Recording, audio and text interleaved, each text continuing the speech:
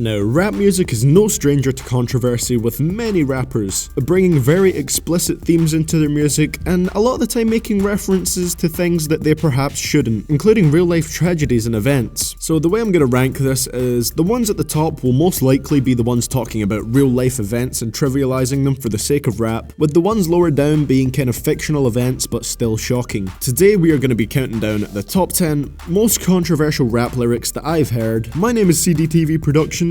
Let's get right into this list.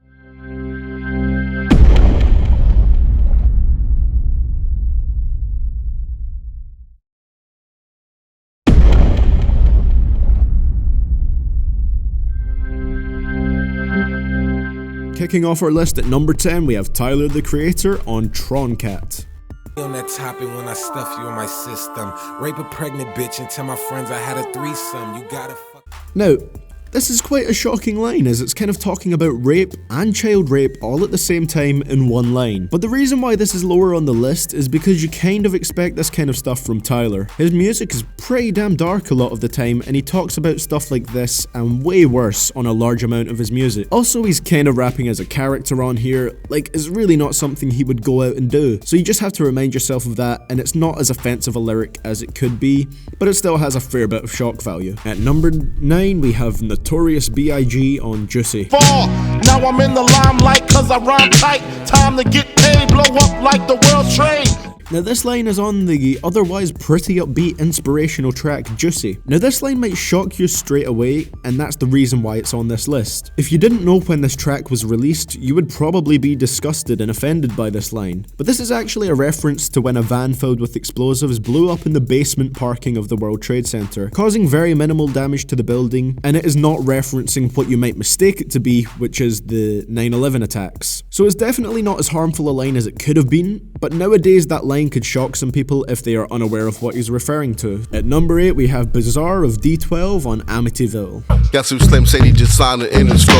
My little sister's birthday, she remember me. For a gift I had telling my boy taking virginity.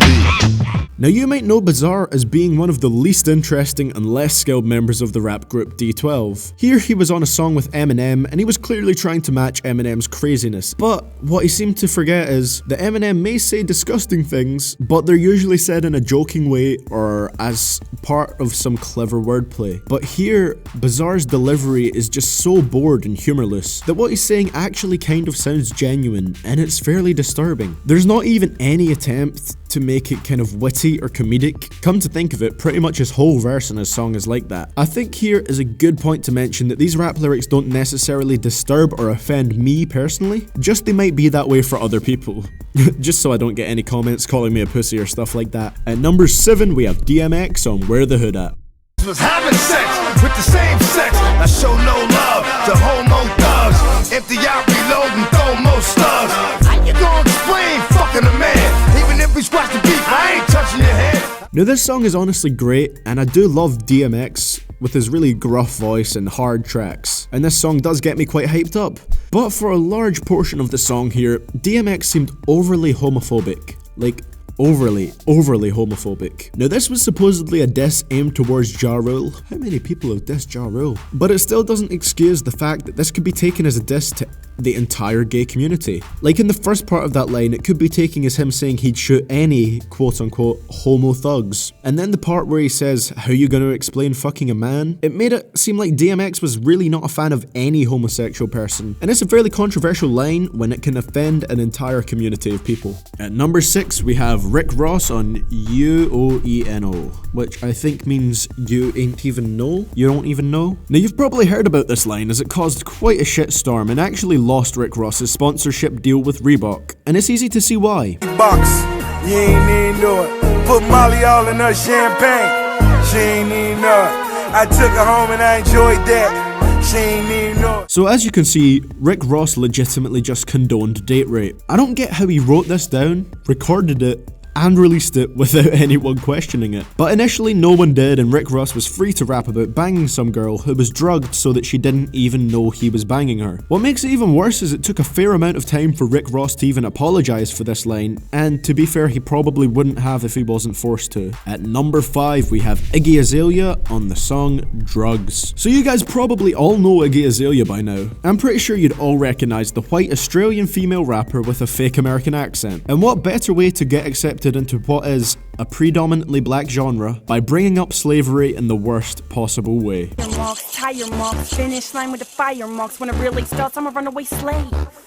Master. Nice. Now this line was supposed to be a twist on Kendrick Lamar's line, which he used on his Look Out for Detox track, but he said I'm a runaway slave at the end of the line instead of what Iggy said, which is I'm a runaway slave master. So just think about that for a second. Iggy Azalea, a white rapper, took a line where an African American man compared himself to a slave, and she uses the exact same line to compare herself to a slave master. Brav fucking oh, Iggy Azalea. At number 4 we have a line on U.G.S song Pregnant Pussy. Honestly, I could put this entire song on here. If you can't tell what the song is about by the title, it is literally about fucking pregnant women. Now I get it, fetishes are a thing, and this song would be a lot less worse if it was just about being attracted to pregnant women for some inexplicable reason. But nope, as Bun B explains on the chorus, the reason they do it is basically because they get double the pleasure from fucking the mother and the unborn child inside her.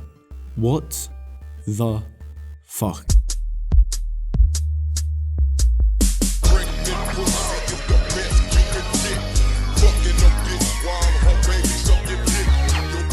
Hopefully I don't have to explain to you why that line is so messed up. And it's really weird how they try to pass it off as a playful, fun song. It is just plain, weird, shocking. Ugh, that's quite gross.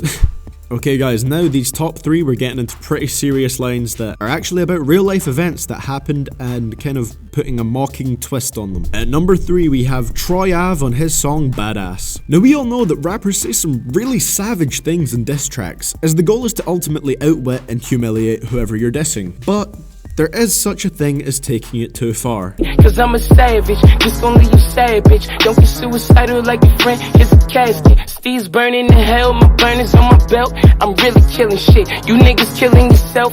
Right there, Troy Ave insulted Joey Badass by making fun of his friend and fellow rapper Capital Steez, who killed himself by jumping off of a building. Now I get that diss tracks are supposed to be brutal and all that, but this is just a little too much. It's also worth mentioning Steez was only 19 at the time of his suicide, and Troy Ave is mocking that for the sake of adding more impact to his track. It must be devastating to his family as well, who I'm sure would have heard about this. Not many lines in rap music genuinely piss me off, but this line was just so disgusting, and it is really something Troy Ave just shouldn't have even thought about saying. At number 2 we have Lil Wayne on the Karate Chop remix, which is a song originally by Future. Now let's not lie, 80% of the time Lil Wayne is just saying dumb shit. But here he slipped up majorly to the point that most versions of this song you can find are censored on the explicit version, and it actually caused him to lose his spot as the spokesperson for Mountain Dew. Skateboard wheel, yeah.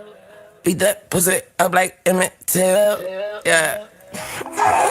Now if you're unaware of this whole situation, some of you might question why this line is so bad, but trust me, it is bad. So to put it in short, Emmett Till was a 14-year-old boy who was murdered for supposedly flirting with a much older 55-year-old white woman. Because of this, the woman's husband and half-brother took Emmett, beat him up, and then finally shot him in the head. I have no clue, and I mean no fucking clue, why Lil Wayne thought this was a fitting metaphor to use for rough sex, but apparently he did. I'm really glad to see Lil Wayne suffered some backlash from this, as he seems to think he can get away with saying anything he wants, but I don't think the backlash he suffered was enough for what was a really just horrific line, to be honest. And like I said, I'm not offended by many lines in hip-hop, but when you refer to something like this and trivialize it, especially when you use it as a pussy metaphor, it is just so bad.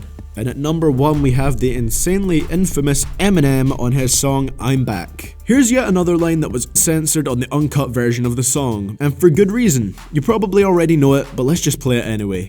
I'm back, I take 7 from stand them all in line. Add an AK 47, a revolver, a 9, a Mac 11, and an order to solve the problem of mine. And that's a whole school of bullies shot up all at one time. 'Cause I'm Now this is number 1 on this list for 2 reasons. It's censored on the explicit version of the song, and it makes reference to a real life event in which many high school children were murdered. This line was actually a twist on a quite intelligent Rakim line, where Rakim said, "I take 7 MCs, put them in a line, and add 7 more brothers who think they can rhyme. Well, it'll take 7 more before I go for mine." Now that's 21 MCs ate up at the same time. So Eminem decided to take that pretty intelligent line and twist it into a highly controversial line. Now I'm a massive fan of Eminem, like he's in my top 5 rappers of all time and he was the first rapper I ever listened to. But surely he could have omitted this line in place of something else. It's also a shame that he doesn't really seem apologetic for this line in any way. If you look at how he talks about this line in his autobiography, he just says that he doesn't see why people kicked up such a fuss about it, but I mean it's pretty understandable when you're referring to a tragedy in which multiple school children were shot.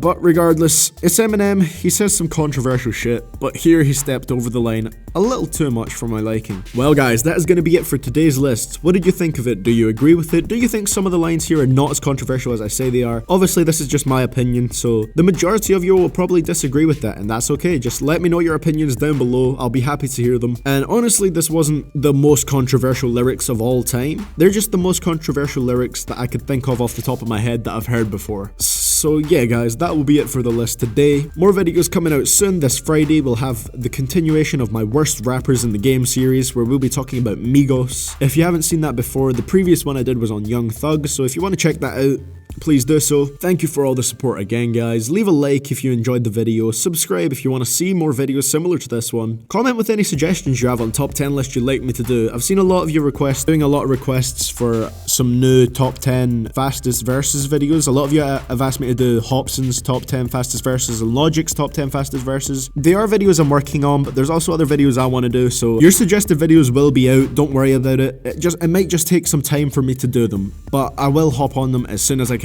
With that being said guys, I hope you all have a great day, and this is CDTVProductions signing out.